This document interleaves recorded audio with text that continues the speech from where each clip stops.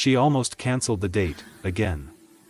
Her friend Mia had begged her not to give up, saying, "You can't keep judging love by what's in his wallet, Anna.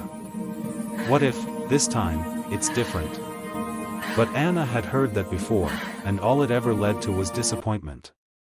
Still, something about the message she'd gotten from Ethan on the dating app had felt genuine. He wasn't flashy. He didn't brag. He didn't even have a profile picture that screamed for attention, just a quiet smile and a line that read, "Sometimes, the richest hearts wear the poorest clothes." She had rolled her eyes when she first saw it, but now, sitting at the cafe table with a nervous heartbeat and a cup of untouched coffee, those words played over and over in her head. The bell above the door jingled softly. Anna looked up, and saw him. Not tall and perfectly groomed like her usual type, but wearing worn jeans and a faded jacket. His hair was slightly messy, his hands rough, his shoes scuffed. He smiled shyly as he approached. "Anna?" She hesitated, surprised by the warmth in his eyes, then nodded. "Yeah, that's me." Ethan sat down, fidgeting slightly. "Sorry I'm late. My shift ran long." "Oh," she said, unsure. "What do you do?" He hesitated, then said, "I work construction, for now." Her heart sank a little. Not because she was shallow, she had dated kind men before, but she'd spent her life fighting to build something stable. Her last relationship had ended when her boyfriend had used her savings for a business idea that vanished overnight. Since then, she'd promised herself, no more risks, but Ethan didn't talk like other men she'd met. He didn't try to impress her. He listened, really listened. When she spoke about her dream of opening a small art studio for underprivileged kids, he didn't laugh. He leaned in, eyes bright, and said softly, "That's beautiful. You'd be surprised how much a dream like that can change a life." As the rain tapped against the cafe window, hours slipped by like minutes. They talked about music, childhood, the weight of expectations. Anna caught herself laughing, something she hadn't done in a long time. When he finally offered to walk her home, she found herself saying yes. The walk was quiet, comfortable. But at her door, her walls came back up. She smiled politely. "Thank you, Ethan. It was nice." He nodded. "Maybe we can do this again sometime?" Her eyes softened. "Maybe." But as she closed the door, a storm raged inside her. He was kind, real, but poor. She didn't know if she could go down that road again. Over the next few days, Ethan texted her, small, thoughtful messages that made her smile despite herself. When he asked her to dinner the next week, she almost said no. But something in her heart whispered, give him a chance. The restaurant wasn't fancy, just a small family place with soft lights and the smell of baked bread. Ethan seemed nervous again, but his conversation made her forget everything else. They shared stories, laughter, and for the first time in years, Anna felt seen, not as a woman to impress, but as a person worth knowing. When they stepped outside, rain poured again. Ethan took off his jacket and held it over her head, though it soaked him through. She looked at him, speechless. "You'll get sick," she said. He smiled. "It's worth it." Something in her chest cracked open. Maybe money wasn't everything. Maybe she'd been guarding her heart from the wrong thing, but then, everything changed. A few days later, Anna was at a client meeting at the firm she worked for.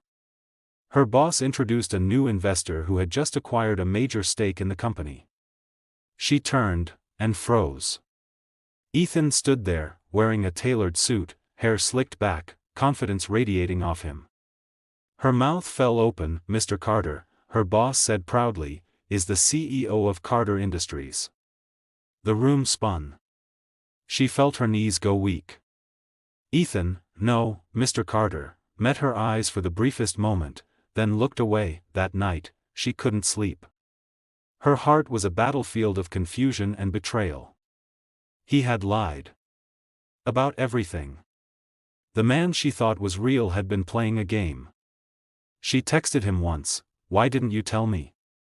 He replied, because I wanted someone to see me for who I am, not for what I have. She didn't respond. How could she? How could she trust that any of it had been real? Days passed. Work became unbearable. Ethan respected her space, though she could feel his gaze sometimes in meetings, silent, apologetic. Then one evening, as she was leaving the office, she found him waiting by the door. "Anna, please. Just hear me out." She crossed her arms. "You lied to me." "I did," he said quietly. "And I'm sorry. I've lived my whole life surrounded by people who only cared about my money. I wanted, just once, to meet someone who didn't." Her eyes filled with tears. "You think that makes it okay? You made me believe you were someone else." He nodded, pain flickering across his face. "You're right. But everything I said, everything I felt, it was real." She wanted to walk away. But something about his voice, the vulnerability in it, made her stop. "Why me?" she whispered. "Because when I first met you online," he said softly, "you didn't ask what I did.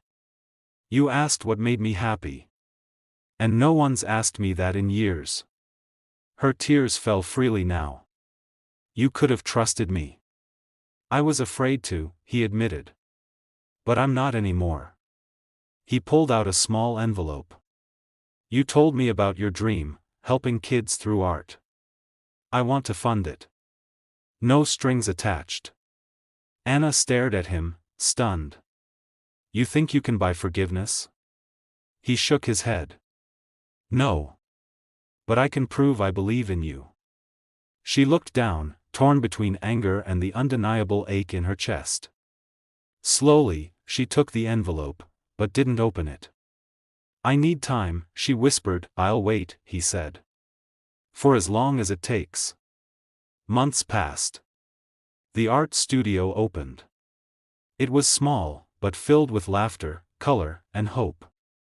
And every time she saw a child smile, she thought of him, the man who had lied, but also believed. One evening, as she locked up the studio, she found a small note taped to the door. "Some dreams are worth waiting for." She turned around.